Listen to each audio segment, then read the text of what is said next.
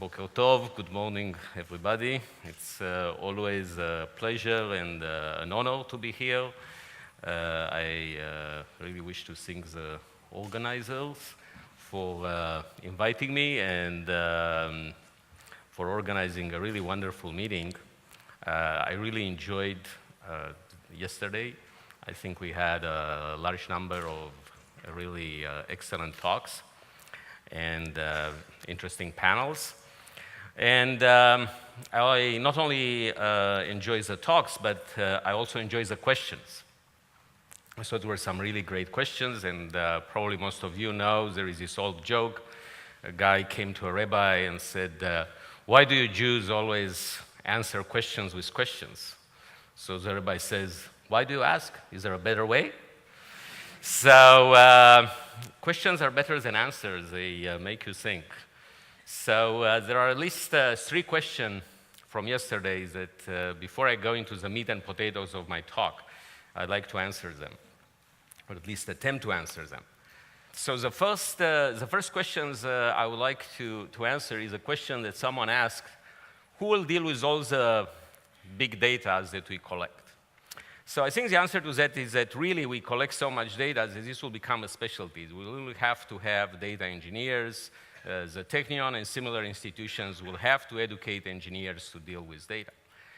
But then this, of course, raises a new question. So what does it mean to be an engineer? And for this, I have really a very good answer from Neville Shute, which says that an engineer is a man who can do for a dime whatever any damn fool can do for $1. So really being an engineer is about being efficient. It's, since money is time and time is money, being an engineer means being able to do things fast. This is what engineering is about. And therefore, we really need to be very efficient in dealing with big data. So then again, keeping this chain of question, we had a great panel with a very distinguished membership, Jeff Ullman and Freddie Bruckstein and Yoav. And I think even this very distinguished panel of big thinkers did not quite reach a conclusion about what big data is. I think Jeff was saying, well, it's not really about volume, it's also how much computation you need. And then there was a question about lossiness. If you can actually sample the big data and you can do everything with smaller data, is there any difference, and so on and so forth. So to try to answer that, I actually went to even, with due respect to even a bigger thinker, maybe the most famous philosopher of Jewish culture, Moses Maimonides, who lived more than 800 years ago, and who actually wrote a Guide to the Perplexed. So if you are perplexed about big data, maybe also can read the Rambam. And part of his philosophy, he was a proponent of what's called negative or apophatic theology. And if you didn't take a class on philosophy or on theology, what apophatic theology is about is that it's actually, from an epistemic point of view, it says that we cannot know what God is. God can only be described in negative terms. You can only describe what God is not. And even basic tenets, even basic positive things should be interpreted as a negation of the alternative. So even the basic God is one should be really interpreted as God is not a multiple. Since God is completely outside the understanding of people. So maybe the same is true about data. We should describe it in an apophatic terms. So my description would be, fools can deal with it, it's not big data. So that gives you an operative definition about what big data is not. And therefore, if we put those two definitions together, we have a corollary that engineers should deal with big data at least 10 times faster than fools do. So that's a requirement. And finally, the third question, so eventually I will get also to my talk, don't worry. So the third question I would like to answer is also what some someone asked is that what shall we do with all this labeled data? We clearly have infinitely more unlabeled data than labeled data, and the labeled data that we have is very expensive to get, is often actually wrongly labeled. It's hard to share because of privacy constraints and other constraints. So what do we do with all this unlabeled data? And I think that the answer to that is simple. What we should do is explore it, discover correlation, and of course we have to do it fast because there is so much that in order to explore it means trial and error. It means you have to try things, you have to figure out what data tells you, so you have to be really fast. So really what I want to talk about is a very classic problem of data exploration, which is how do you cluster data? How can you do very fast clustering? And what I want to discuss is a method for fast clustering that is based on a type of search called WAND. This WAND k-means gives you about 10 to 100 times faster than k-means with little or no loss. In fact, sometimes it does even better. This is joint work that was done at Yahoo with my colleagues Luis Garcia Puello, Vanya Osipovsky, Sergei Vasilivsky, and Srihari Venkatesan. And it's based actually on a paper that was done when I was at IBM with David Carmel, who is here somewhere in the audience, and Miki Hershkovich, Aya Sofer, who talked yesterday, and Jason Zinn. And also, since I'm on the thanks page, I stole some slides from my colleague Aris and Prabhakar, so I want to thank them as well. So in order for you to understand how this WAND construct is used, I'm actually going to start to tell you how WAND is used for fast search. So let me start by talking about fast search with WAND. And for those of you that do not come from an IR background, let me start with some very basic information retrieval concepts. A very basic approach in information retrieval is to look at documents and queries as vectors. They are vectors over the term space, over the words of the queries, and typically we have a weight associated with every term, usually with every term in a document, but sometimes there are also weights associated with the terms in the queries. And we represent those now as vectors, both the queries and the documents. They are vectors on a space which is hugely dimensional because every word is a dimension, but every query and every document actually has support only in a relatively small number of dimensions. And as a notion of relevance, the human notion of relevance corresponds to proximity or similarity. We really rank the documents according to their cosine similarity in this space. This is very basic information retrieval. And there are ranking systems which are much more sophisticated, but I won't discuss them here. This type of vector space scoring is very simple, is completely query dependent, has nothing to do which is not related to the query. It's additive on the term contribution. Every time you add a term, it can only add. There are no conditionals, no negatives, no phrases, no anything terribly complicated. So the context does not matter. Now, we'll look a little bit later at more complex scoring, but for now, keep this model in mind. So typically, you want to get only a finite number of results. You don't need to rank all the documents. The typical challenge is to find k documents in the collection nearest to the query. The infamous 10 blue links come from the idea that web search will give you the top 10 documents in this ranking. And as you probably all know and experience, no one ever goes to the second page of results. Everyone looks only at those first 10 results. That's what really matters, maybe 50 or so on. So the challenge is how do you find those k without computing all the n cosines? Obviously, you can simply go document by document, check what the cosine similarity is there. This will take forever and a day. So how fast can you actually obtain those k without going over everything? So the basic idea of WAND scoring is to have some kind of branch and bound.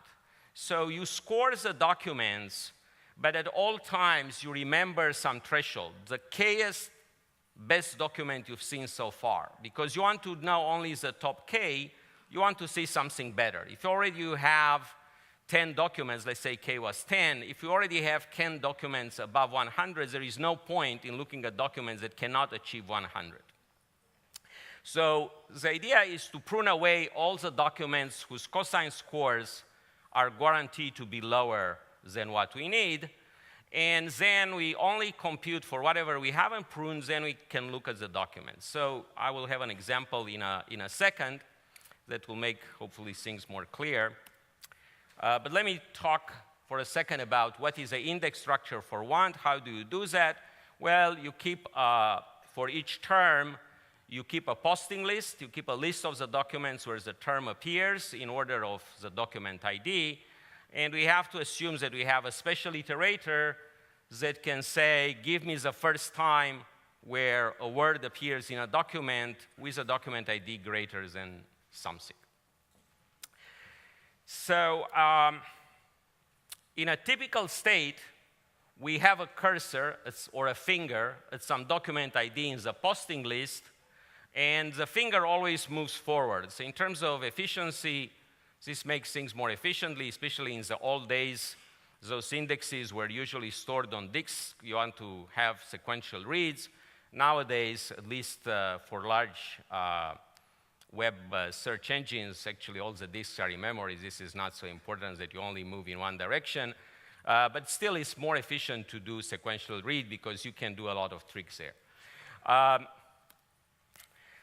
And the invariance that we keep is that all the documents that have an ID lower than any finger or any cursor have already been processed. So either we reported them as a good document and we evaluate them in full, or they have been pruned away. So basically, at all time, we have a limit. Everything to this side of the limit is still to be processed. Everything behind can be ignored. So let me give you an example here to make these things clear. Let's say that we have this query catcher in the RAI, and let's say that, does this work? So let's say that the cursor is here. Right now, we looked at everything behind this number. This is the lowest cursor. And if we,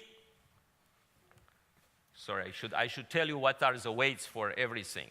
So for each one of those terms, we have some weights, and we have an upper bound on their contribution. So for instance, the term Z, the upper bound is just 0.1. Z is a very common term, so it's not terribly important. It's going to be in a lot of documents. The term in has a slightly higher upper bound. I just made up those numbers. Those are not anything. But it has a higher upper bound. It might contribute more. The term RAI, it has an even higher upper bound, 5.6, and catcher has really a very high upper bound, 5.8. So those are the potential contribution of those terms. Now, I have those fingers, so what I know at this point is now all the documents up to 273 have been processed. Some documents that are further ahead might not have been processed. Everything involving RAI up to 589 has been processed. Everything involving in up to 304 has been processed. Everything involving catcher up to 762 has been processed. So now I can ask, where is the first time where I might have a document I want to look at? So really, I must have, since the threshold is 5.8, I'm not interested with anything which is less than 5.8. So I need to accumulate enough weight behind this number. So if you look at 589, I might have enough weight because I can have 5.6 plus 0.2 plus 0.1. So I might have enough weight. So I can now jump all the way to 589. There is no point at looking at any document in here because the document here will not have enough weight to go above the threshold. So that's a branch and bound aspect to it. You can jump, you can branch over large things. And indeed, we are lucky, and we jump over those hopeless documents in this area. And indeed, we are lucky. So at 589, we see all those documents. At this point, we might have beaten the score or maybe not. We have to make a more detailed evaluation. We might have actually got above the threshold or not. We are not guaranteed that every term contributes its maximum possible. And in this case, we will consider this document further. So I hope the basic idea is clear, or at least you got some intuitions. The idea is that we can do this branch and bound process and jump over a large number of documents, and it is actually very efficient. In the end, we are very close to doing a kind of a multi-way merge between the terms, which are heavy, between the important terms, and everything else does not matter. So it goes very fast. So for more complex scoring models, what we use is a very standard speed-up idea. In fact, it was mentioned yesterday as a general approach to many problems for big data, which is to do a two-level evaluation. This kind of idea is popular in many areas. For instance, in databases, it's very common to use a Boolean filter, a Bloom filter, to construct a preliminary join. This is an imperfect join. It has too many documents in it, but then you construct the real join by going over this preliminary join. In speech recognition, it's very common to first use an acoustic model. This gives you a lot of nonsense sentences, but then you use a language model, much more refined, and you can prune those sentences that make no sense in the language model. In program committees, as you know, they're usually, if you serve on a program committee, they're usually a rough cut. That's where many of my results end up. And sometimes after the rough cut, people do a more detailed evaluation. By the way, the original Wand paper was killed on the refined evaluation, was very high after the course evaluation, was killed on the refined evaluation in SIG-IR. I think we have been somehow revenged by the number of citations today for that paper. Anyway, going back to our Wand, the threshold for Wand, as I said, is actually updated dynamically during interaction. There is a correct threshold which will guarantee you that you never miss a document that you might want to evaluate completely, but it cannot be really reliably computed because the scoring model might be very complicated. It might be a machine learned score that has nothing to do with the simple additive scores that we used as a core score.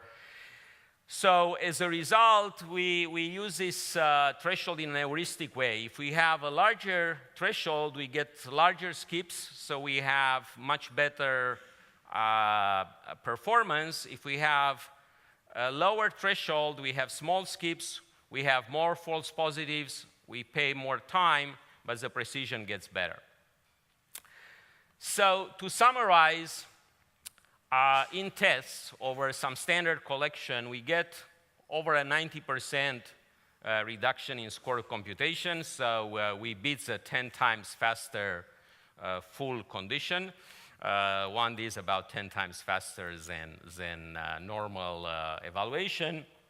And we get better gains on longer queries. This will become important when I'm talking about clustering. And actually, nothing we did is specific to cosine ranking. We need scoring to just be additive.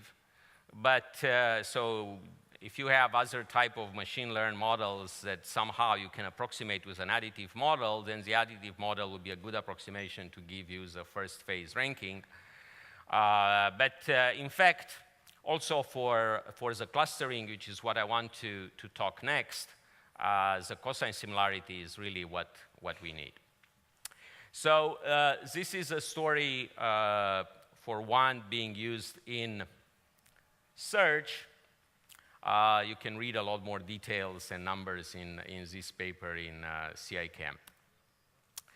There were actually, as I mentioned, there were a lot of follow-ups and application of the WAND approach. Here are a few.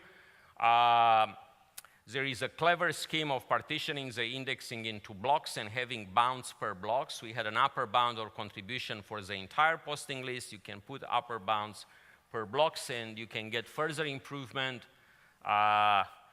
Interestingly enough, this fact was discovered by two completely independent groups at roughly the same time, Ding and Swell and Chakrabarti and others, about 2 years ago.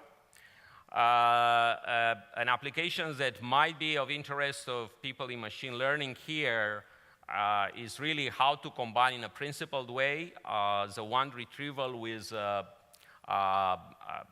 sophisticated model-based recommendation. There is a result by Agarwal and Gurevich in Wisdom last year. There is a mechanism for applying WAND to complex Boolean expression. Actually, indirectly, Leon was talking about something like that, but actually in display advertising, you very often have to figure out in a particular situation who are the people, who are the advertisers that can participate in the auction at a given time, according to various criteria for what contracts are eligible for participation.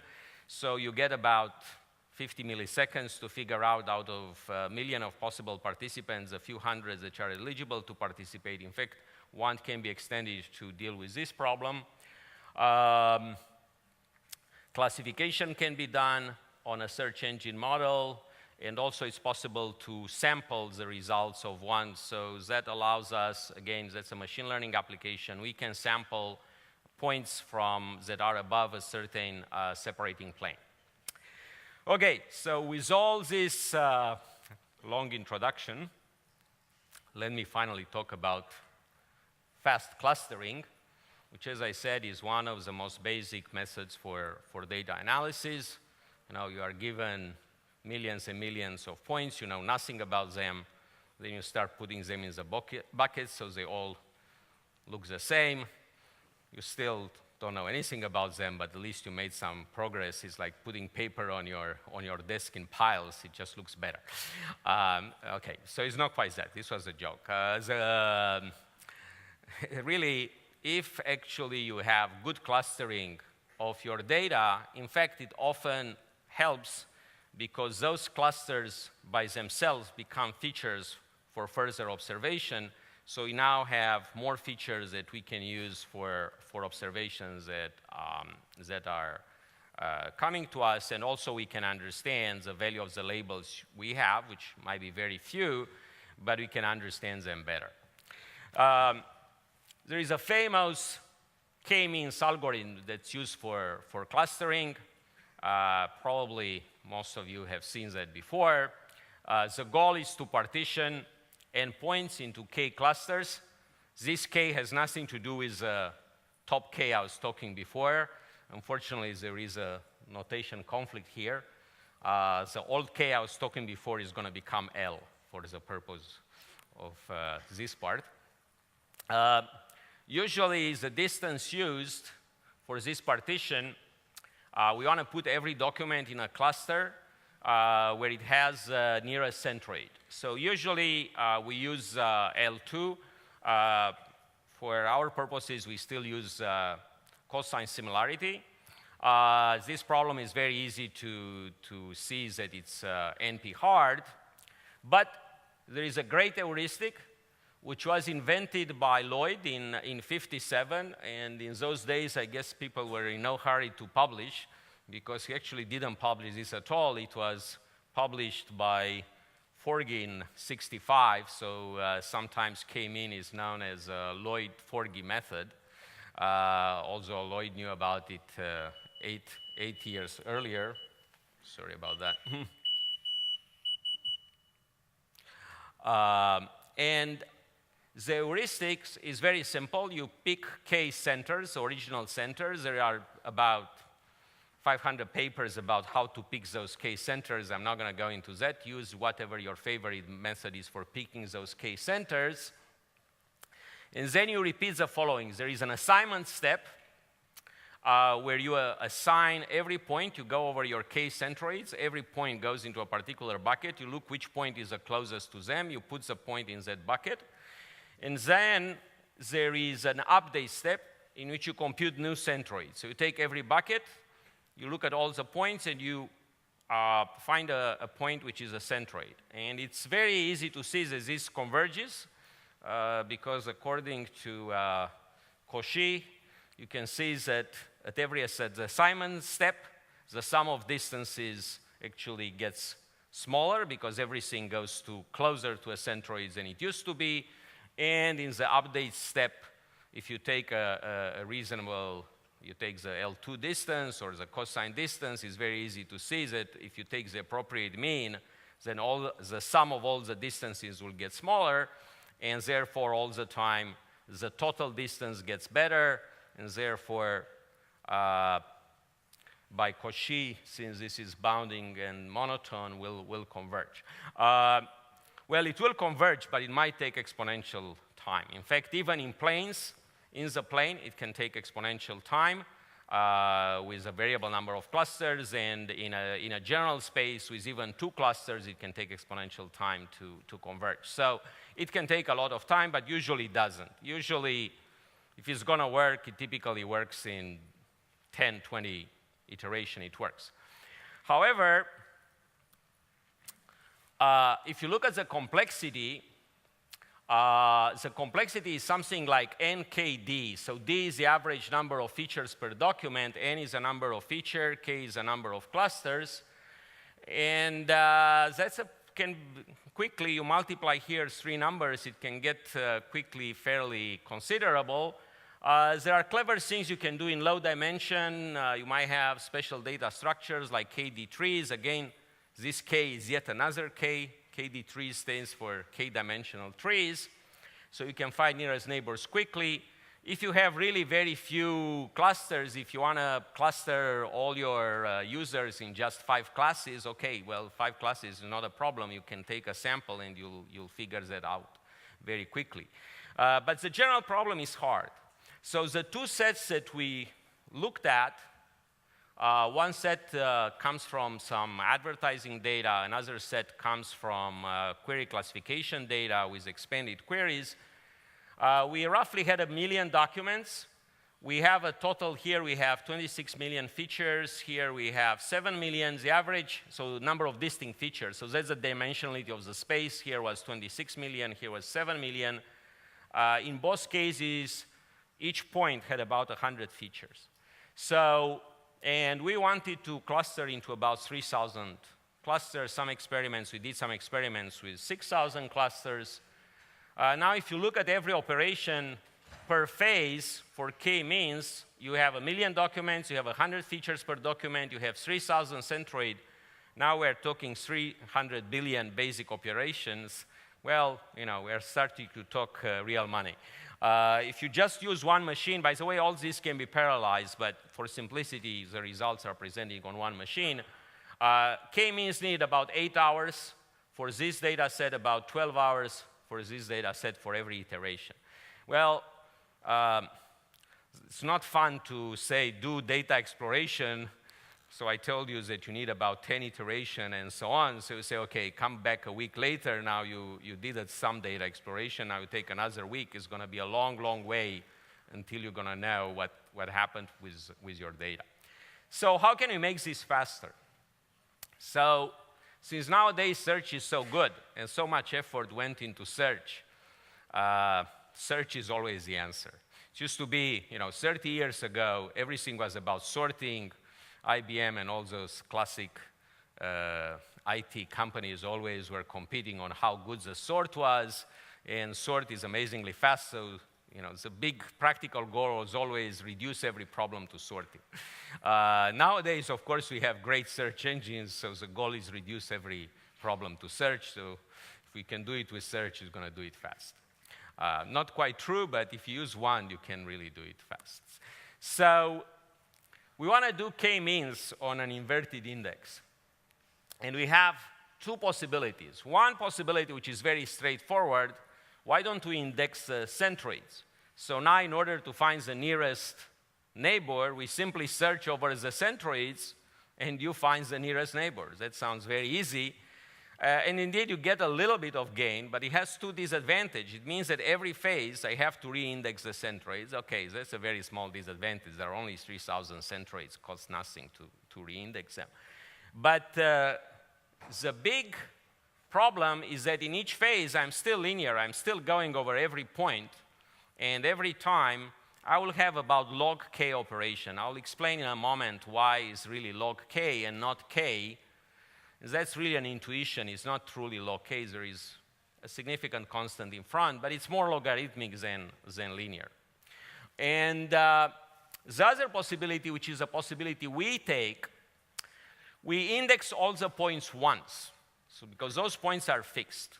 And every time, every phase, what we do, we take the centroids we have, and we start searching for the points that are close to the centroids we have.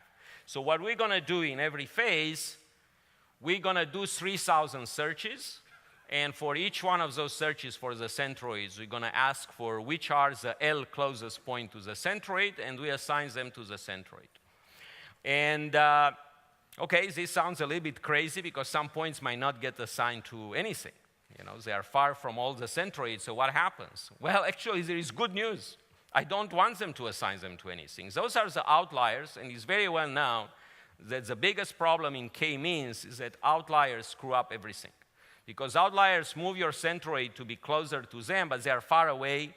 And yes, you somehow make one centroid better, but in fact, that also disturbs the data. In fact, it gives you the wrong explanation. It's one of the sources of instability. So actually, if you can not take the outliers into account, it's actually a good thing. So why, and this will take something like k, because I do k searches for the centroids, times L will determine later, times log n, full evaluation per phase. So where does this log comes? Why do you, when you look for the nearest points, where does this log comes? Again, those are not, this is hand waving, this is intuition, but I'll give you some math behind this intuition. That's actually the only piece of some real math in all this talk. I noticed that Andrew Yang, which is one of the most amazing lecturers and teachers I know, was very careful not to have more than one formula. I didn't do quite that well, but certainly nothing kills the audience more than formulas. So here is a little lemma. If you have a sequence of points, D1 to Dn, and you have a center C, and assumes that I'm looking at the points in random order, I would like to know how many times I'm going to put points on the heap. So remember, I keep a heap with all my best candidates so far. So how many times those points will go on the heap and will go out of the heap? So let's think here. Let's assume that everyone is in random order. We try to find the tallest person in this audience. And we look at people one by one, and we have a candidate. So how many times this candidate will change? And it's a little exercise. You can look in first cuff of Knuth's volume 1, and you find the answer is actually related with, interestingly enough, this is the same number as the number of cycles in a random permutation, is actually the harmonic number, which is about log n. An easy proof. Now, this is for 1. If you actually look at L, so I'm now looking, instead of taking the one highest person, I'm looking, let's say, at top 10 highest people. So all the time I have 10 candidates. Someone comes in. If this is taller than the shortest of these 10 gets in. I see that Freddie seems to want to run this. Okay, we won't do this experiment. Well, then the number is L times 1 plus log n over L plus smaller order terms. So roughly is L times log n over L. So remember that we use 1 for those computation, so we really keep this heap of L candidates. So roughly, at least in terms of points going in and out the heap, this will happen roughly logarithmic times. Of course, some elements get evaluated halfway, so our costs are larger than logarithmic, and there are some constants involved from the nature of the problem. Okay, but keep this in mind that we have here some log. So what document model we use? We use exactly the same vector space model for documents. We have a vocabulary with m terms. Those are the dimension now. We have a collection of n documents, and the documents is the distance between documents is a cosine similarity, and as you know, 1 minus a cosine similarity is actually a metric, so we are in a metric space. We don't take much advantage of that, but it is a metric, and that's what we're trying to compute. So how does wand-based clustering works? Well, I already kind of explained it. You pick those k initial centroids. You use exactly in all the experiments and all the comparison, you use the same methods for picking the k initial centroid, one of the well-respected methods nowadays, but I won't have time to describe. And now we do the assignment. For the assignment, what we do, we take the centroid and we find the L nearest points using wand. Now, a point might not be selected at all, but also a point might be selected by many centroids because it happens to be close to several centroids. Well, if a point is selected by many centroids, I assign the point to the closest centroid at the end of the system. And once we did this assignment, now we have our buckets exactly as in regular k-means, and we compute a new average for every bucket. So those are the new centroid, and we keep doing that until at some point we see there are no big changes. As I said, this converges. In fact, it improves on every phase. At some point, the difference gets more enough, we stop. Again, for comparison purposes, we stopped everything at the same number. We use 13 iterations for every method. Okay, what happens with the points that were not assigned? Well, at the very end, we do, in the last pass, we assign everything. So in the last pass, if something is left unassigned, it will be assigned to the nearest centroid. But as you'll see in a moment, in fact, most everything is assigned. Okay, so in order to get really even better improvements, there are a number of extra ideas, extra heuristics that we use. One heuristic is that we never erase the last assignment I've seen. So points might get into the heap and might get out of the heap. But when they get out of the heap, I don't erase it. I simply remember, hey, this was pretty good with respect to centroid 13. This point, at some point, as I was looking for the point, this was a close point. So probably it's pretty close to 13. So I remember 13, even if in fact it didn't end up being, say, in the top 100, but I know at some point in the history it was amongst the top 100 before some competition.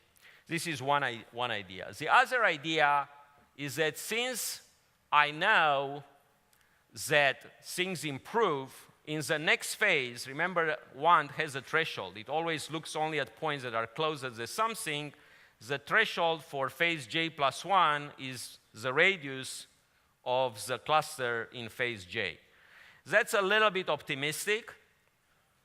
If you really look at the geometry, in fact, we should take the radius minus a little bit because actually minus the distance where the centroid moves. This will be no optimism needed, but in fact, we can afford to be optimistic. It works just as well and keeps things simpler.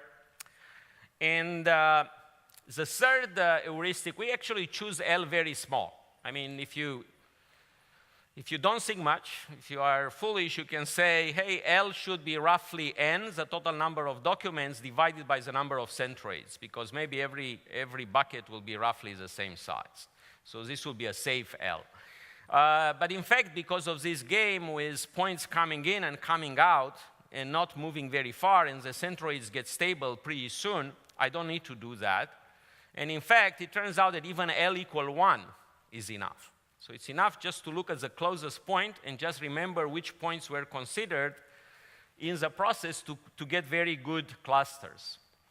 And finally, something which is data specific, it's good for certain problems, is that as I said, every document will typically have, let's say, 100 different words, maybe 200 different words. We'll have a fairly small vocabulary, but the total number of words is very high, which means that every centroid will have very high dimension. But some of the words, some of the dimension of the centroid are really rather insignificant. So instead of keeping a centroid which has huge dimension, we sparsify the centroid. We only keep those dimensions that are really important, let's say the top heaviest 500 dimension, and that makes the search a lot easier because now instead of having a query with 500 terms, I have a query with a million terms, I have a query with 500 terms. Okay, so once you do all those great things, what happens? Well, what happens is pretty good. If you look here on our sets, remember our sets were roughly 30 billion operation per phase. K-means needed about 450 minutes for set 1, 700 minutes for set 2 per phase. If you set L equal, and the similarities, the average similarity for set 1 was 0.7804 and 0.2856 for set 2. But look at that. If we take L 100 or 10 or even 1, we are within 1% of k-means. In fact, with k-means equal 1, because in this set, there are outliers that gum up the works. We are actually better than k-means. And the time was reduced by a factor of 7. So now it's 1 hour per iteration or an hour and a half in the second set. So k-means with those basic improvement, with 1 k-means is 7 times faster. But wait, this is not all. Because as I said, we can do more things. So we'll see in a moment. But just to build a little bit more of your intuition, here is a time per iteration for k-means. Here is a time for iteration for 1 means. You can see that the first iteration takes a little bit more, and that's because for the first iteration, we don't have the radii of the previous cluster, so we start for a 0 threshold. When we start from a better threshold, it goes faster. In terms of unclassified points, well, even for L equal 1, we have very few unclassified points. It's only about 1%. And if we bring L to something like 10, we are less than 2,000. And once we get to L to 100, basically everything is classified. So the number of unclassified points stays very low, and we don't need to worry about it. Once we apply all those other tricks like spartification and so on, then the numbers are really getting good. So if we push all the way to take P equal to 50, so for every centroid we only remember the 50 most important dimension, then the similarity stays within 1/10 of 1% of what k-means gets, but we get a factor of 100 to 500 faster. So from 450 minutes for data set 1, we do an iteration in less than 4 minutes.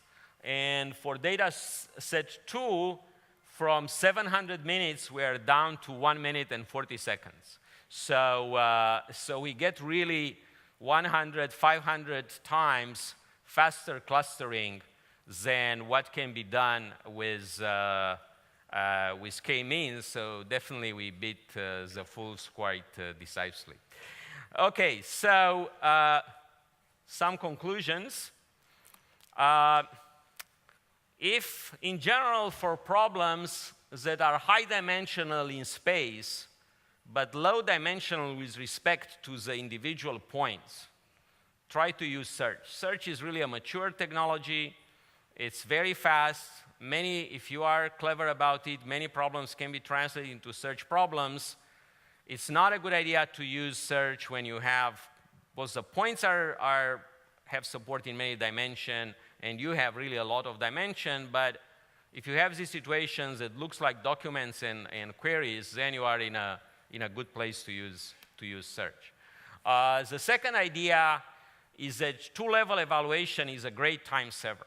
So whenever you have a problem that you try to evaluate on a lot of points, I think you should start by thinking, can I do something bad, but which doesn't do too many false negatives? Do it bad, do it fast, have a rough cut, and then try to work around it. And in fact, commercial system, almost all commercial systems that I know for search, for advertising, for whatever, work according to this principle. There is a rough cut and there is a fine grain, and often they use different approaches. And finally, obviously, is great to have a magic wand, so please use wand. So thank you, and as I said, questions are better than answers, so please ask me some good questions.